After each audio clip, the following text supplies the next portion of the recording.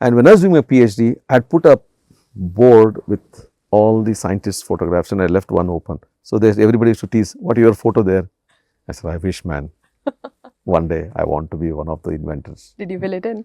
Huh? Did you fill it in? The board? The board is not there with me anymore, but I have that image in my mind and I can see myself there. Because Wow.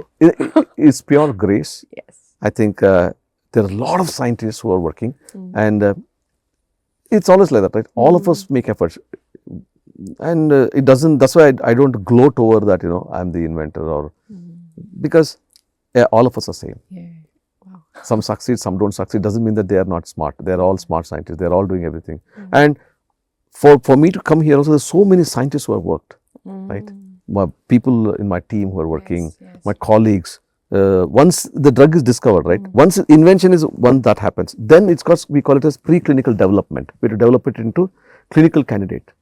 That journey, we had Sridhar Narayanan who journeyed, who was my collaborator there, who was heading the division. He ran that entire thing. And then we out-licensed it. And that's the journey of the molecule. Then we got it finally back to Orchid Pharma. Orchid Pharma owns all the rights of the molecule all over the world. And it's called as Orblicef, means orchids, beta-lactamase inhibitor, BLI, CEF is for cefepime combination. Globally, it is known as XBLIFEP, means extended spectrum beta-lactamase inhibitor with cefepime. So that's the brand name. What do we use it for? It's used for complicated urinary tract infections Okay. associated maybe pyelonephritis, if it is there.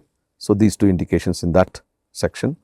Then hospital-acquired pneumonia, Okay. ventilator-acquired pneumonia, and the associated bacteremia.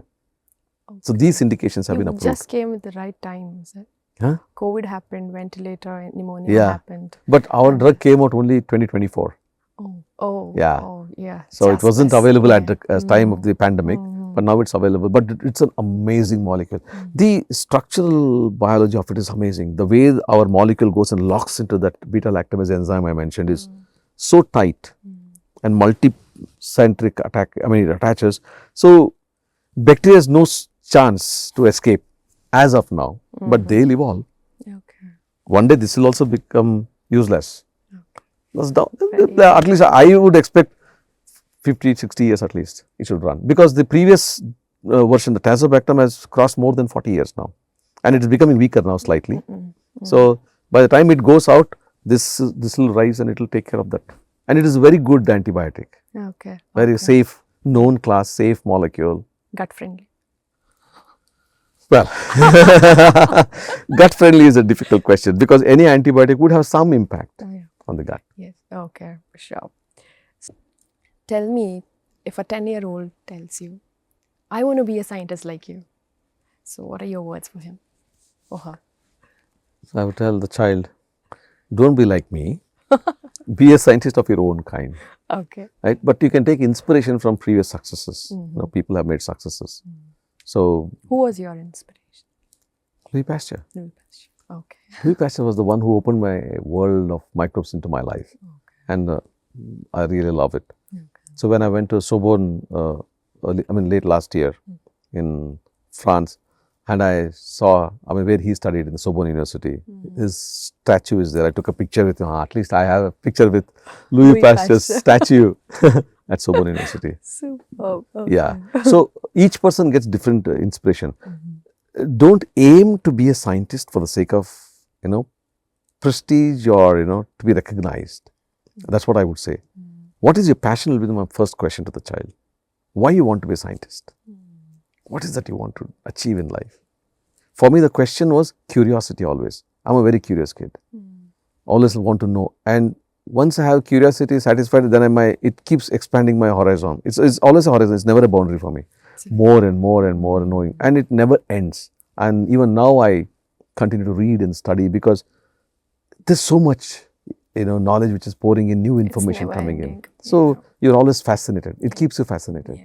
So if you want to be a scientist, be one, but in a domain that will excite you, not because that is a career.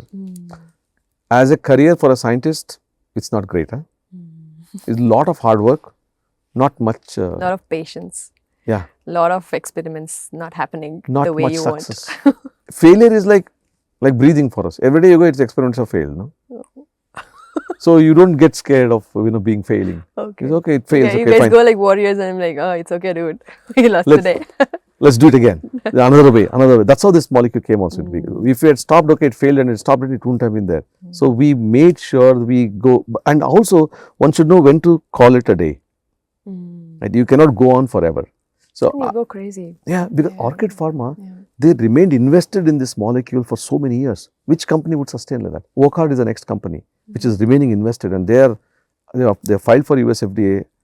Hope they would get it because they have struggled for so many years and they brought it now. It's the final stages now.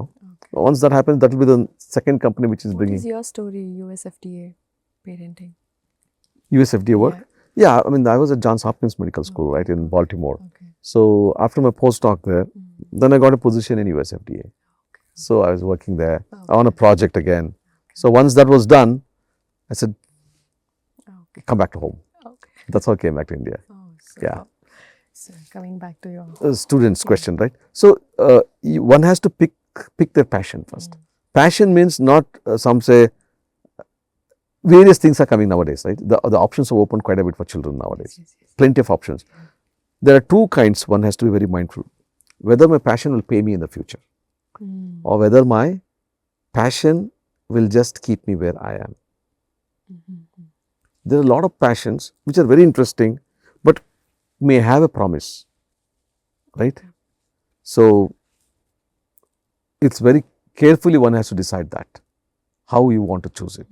So a lot of people say, I'm very passionate about it, I love it, so I want to do this. I said, okay, there's no problem with that.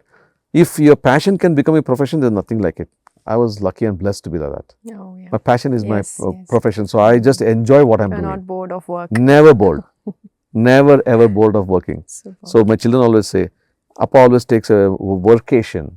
Okay. We have never gone on a pure vacation all my life until now. Okay. I've never been without work, even on vacation. Not a single time I have gone without work. I mean, because for me it is not work. That's the difference. They see it as work. Dad's working. I'm not working. I'm just having fun. Right? So that's very rare to get. That's, yeah. Few, Very. but many people do get it nowadays because the population is also more and things like that. But I would say make that differentiation because it should also pay you because something has to sustain you, right? You cannot become a dependent on the system later on. Then you become disheartened. Why did I pursue this? So to be a scientist is good, but don't go after the title. Go after what you want to contribute by being a scientist. Okay. That will be my response.